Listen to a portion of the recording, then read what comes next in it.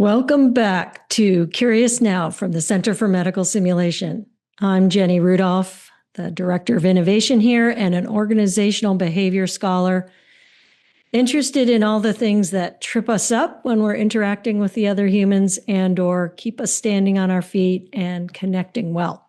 This week, we're going to be exploring the role of responding productively when people give us feedback or speak up about something that doesn't really land very well on us, and we still want to create an environment that is psychologically safe for them to share their perspectives later.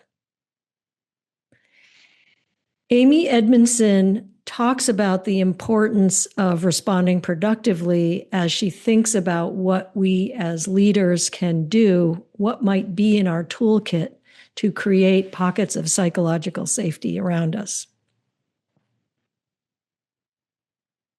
I want to start with an example. Maybe 15 years ago, I was driving from school to soccer practice with my older daughter, Gia. And Gia let me know that she had not completed her homework on something that was coming up soon, a big project. And she and I had been working together to help her have a plan for how to get that done. And she let me know she was not on track. And I, of course, had to have an opinion on that and said some perhaps slightly spicy things in the car as we were driving. And Gia turned to me and said, "Mom, you don't even know my frame." And my initial response was like, who the hell cares whether I know your frame or not? But eventually, well, within seconds, I found myself kind of smiling because, first of all, I do a lot of thinking and teaching around the concept of frames. And so I thought it was poetic justice that my daughter was calling me out on not even knowing her frame. But regarding responding productively, I didn't at first. Gia was trying to tell me something about her thinking or about what was going on with her, and I basically shut her down. And it took me a few minutes to kind of reset myself and get curious about what was she thinking about that school project and what was going on for her so that I could either stay out of her way or help. So Amy Edmondson begins her book, The Fearless Organization, with a story from a neonatal ICU nurse who is trying to make a decision whether to speak up about giving a neonate who was prematurely born and quite underweight some needed surfactant. And as she steps forward to remind the neonatologist doctor that she thinks surfactant would be good in this situation, she remembers that he kind of bit off somebody's head the day before or the week before when they brought up something. And so she decides not to bring it up. Amy Edmondson then returns to this story in the chapter on how leaders can create psychological safety around them by saying, what if that neonatologist the week before, when someone else had spoken up, had said, "Oh, thank you so much. Actually, we don't need to give that medication right now, but I really appreciate your bringing it up." Or, "Thank you so much. I hadn't thought of that. We should give that medication right now." Or that thing to help the baby breathe right now. And Amy Edmondson's point is whether and how we respond productively when people share their perspective with us has a big impact on whether they will do it later. And I find this really interesting and important because of a theory from the field of organizational behavior called structuration theory, which posits that pockets of culture around us are not set in stone. In fact, they're iteratively built by how we talk to each other. And so sometimes you might hear someone say conversations drive culture. And that's because when the nurse on the unit a couple weeks before brought something up with this neonatologist and he didn't respond well, that triggered the beginning of a culture of silencing and indirectness and had an impact then on the nurse's decision next time whether to bring it up. And so every time I or someone else shuts down someone for sharing their perspective or bringing it up, I'm reinforcing that culture of silencing and indirectness. And that can become kind of a vicious reinforcing loop. The alternative, Amy Edmondson argues, in the leader's toolkit is responding productively, saying thank you, showing appreciation for someone having spoken up. And when I do say thank you for speaking up, that strengthens a culture of collaboration and mutual sharing.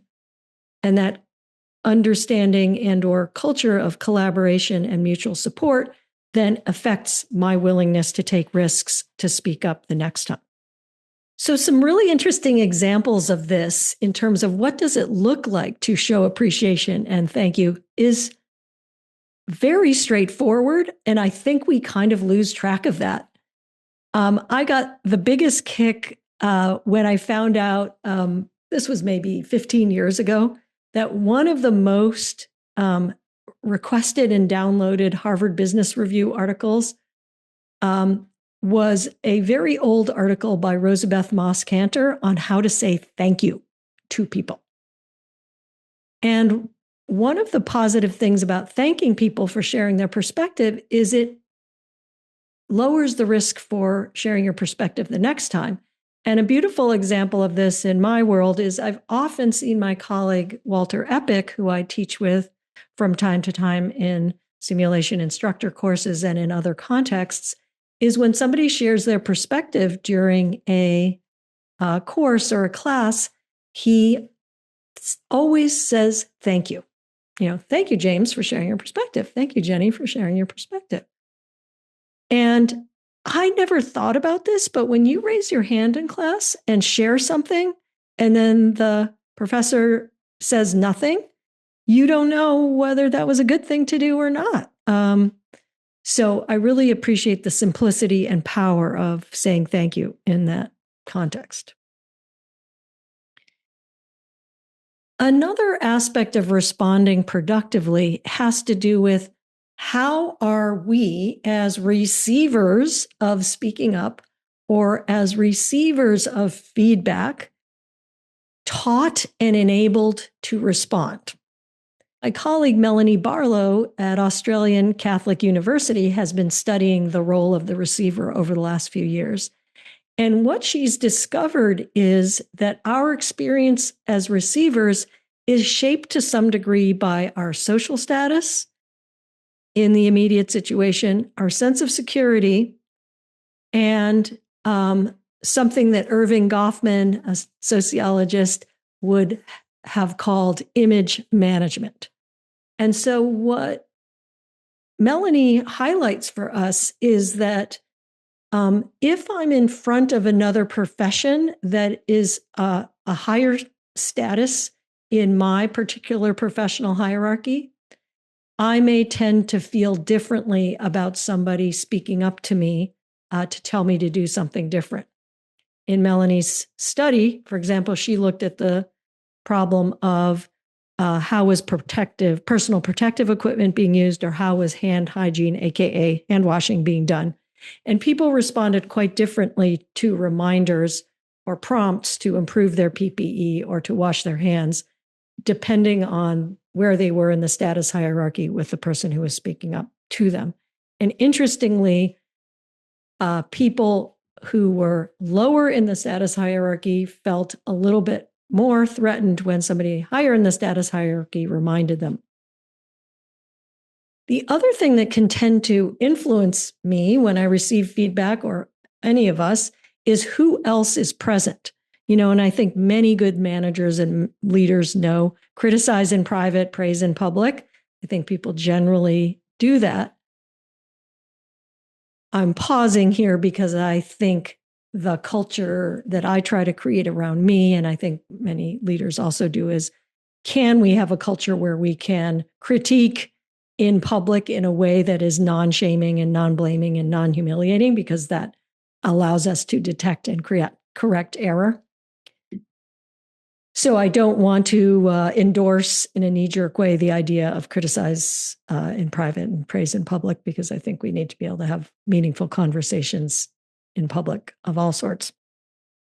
The other thing that Melanie Barlow discovered is how the receiver felt about being prompted to do something, such as wash their hands or fix their personal protective equipment, was also influenced by who that conversation was in front of. Was it in front of a patient? Was it in front of another colleague? And some people found it much more unwelcome to be critiqued in front of a patient or to be critiqued in front of another colleague. So why does this matter?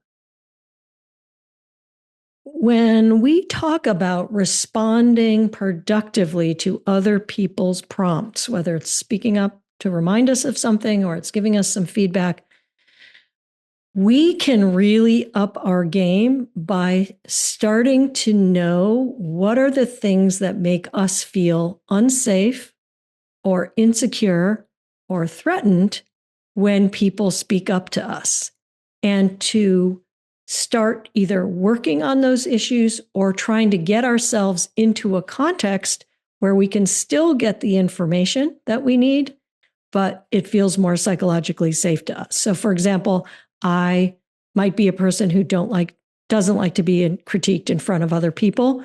If I still want to grow and learn, I might need to seek that feedback out in private.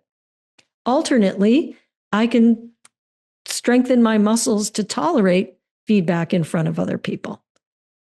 So the benefit of Mel Barlow's work, in my view, is to help us recognize what are our own personal vulnerabilities with respect to receiving feedback and how do we deal with that.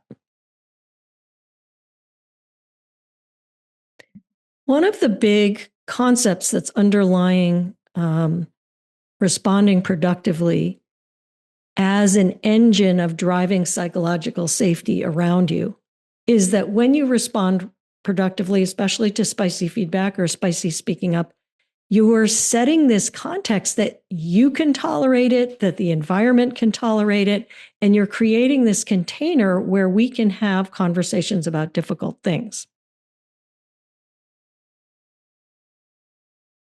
So Sheila Heen and Doug Stone talk about this in their wonderful book, Thanks for the Feedback.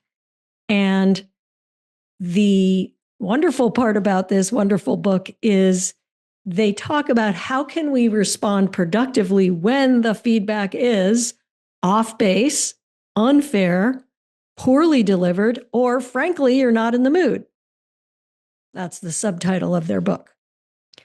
And so in the spirit of developing our muscles to respond productively, one of the things that I've found very challenging to do, but very fruitful, is to essentially train myself to say thanks for the feedback, even when I'm stung, even when it's a real ouch. Last week, I had a conversation with a friend, and she said, wow, Jenny, the way you say things is so formal and academic, it really feels kind of forced. And I really cared about this person's opinion of me. And I was like, ouch. I literally said, ouch. But then I said, okay, thanks for the feedback. I've got to think about that. I certainly am guilty as charged of academic, formal, and sometimes forced. So how can I change that? What do I need to do to read the room better? What do I need to do to tailor how I'm speaking to people in certain situations? The other thing that I found really helpful in learning to respond productively is a rule that one of my West Coast swing teachers, Anne Fleming, has shared with me, which is, Jenny, if you dance with one person and you have a problem. Oh, by the way, in our West Coast swing classes, you're constantly rotating who you're dancing with. So if she said, if you have a problem with one person, it's likely them. But if you have the same problem with 3 different partners, it's likely you. And so one of the things I've started to try to notice in responding productively is if I get the same feedback repeatedly from different people, that's super unpleasant in certain ways, but boy, is it a strong signal. And so responding productively in this case to me means like, I've got to really listen to that and think about how I need to change.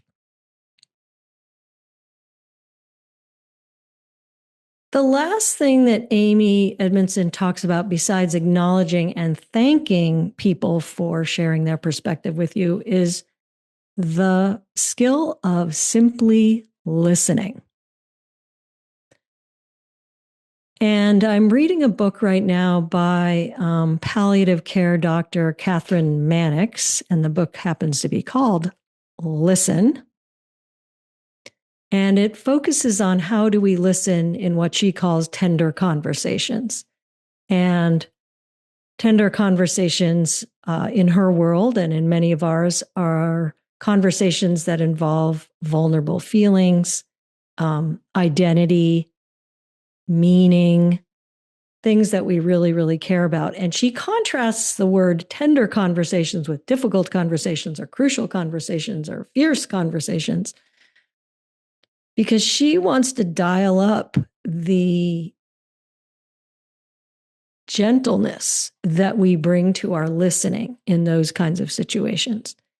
And in the book, what I've learned from her about how to respond productively via listening is that just giving people my gentle attention, or any of us just giving someone our gentle and consistent attention with open-ended follow-up questions, itself is profoundly transformational in many situations. And Catherine Mannix, who's often dealing with patients who are dying or the families of people who are dying, talks about this quality of listening as creating a space in which people can suffer while feeling connected to someone else. So most of us are not necessarily in that intense of a situation, but I love the role of listening to create a container or a space where people can be helped to bear something that is difficult or vent something that is annoying the bleep out of them. But we create that temporary space where they can have their feelings, not be overwhelmed by them, and process them in some way. And although none of us, well, many listeners to this podcast are probably not trained as therapists, some of you may be, we as managers, colleagues, leaders, creating that space is itself responding productively and is playing a role in creating that container where people can feel psychologically safe to work through something difficult. So we've talked about responding productively as a feature of creating psychological safety as a leader. And our workout of the week this week is to do something fairly simple, but not necessarily easy. And that is say thank you for speaking up or feedback that you got, even if it's an ouch. Curious Now is produced at the Center for Medical Simulation here in Boston by my colleague, James Lipshaw. Thank you, James. And if you like what we've been talking about this week, our leadership intensive coming up in August is going to be dealing with how do you create psychological safety for your teams. Or if you'd like to do more intensive work on this, I have a leadership coaching service, personal leadership coaching service, where we work on similar things over time.